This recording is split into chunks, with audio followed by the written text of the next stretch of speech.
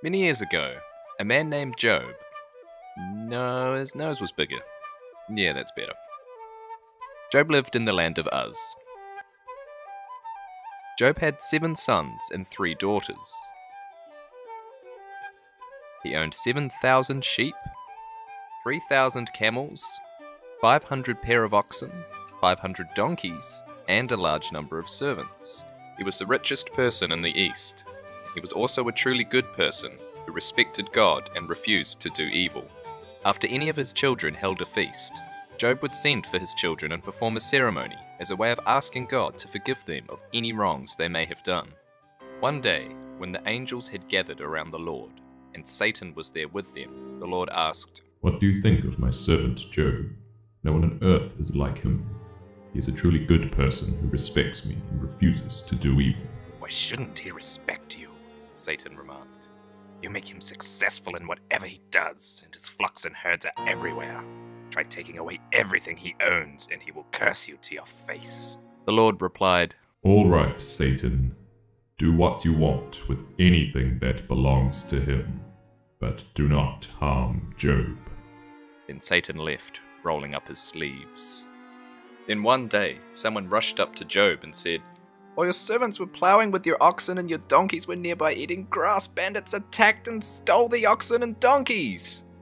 A second servant came running up saying, "God sent down a fire that killed your sheep and your servants." Before that servant finished speaking, a third one raced up and said, "3 gangs of raiders attacked and stole your camels." Then a fourth servant dashed up and said, "Your children were having a feast and drinking wine in the home of your oldest son, when suddenly a windstorm from the desert blew their house down, crushing all of your children." When Job heard this, he tore his clothes because of his great sorrow. He knelt on the ground, then worshipped God and said, "We bring nothing at birth, we take nothing with us at death. The Lord alone gives and takes. Praise the name of the Lord."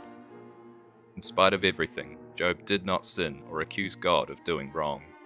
So then the Lord asked Satan, "What do you think of my servant Job? He hasn't changed, even though you persuaded me to destroy him for no reason."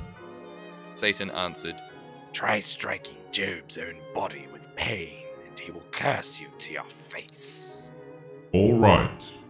Make Job suffer as much as you want, but just don't kill him." Satan left and cursed painful sores to break out all over Job's body, from head to toe.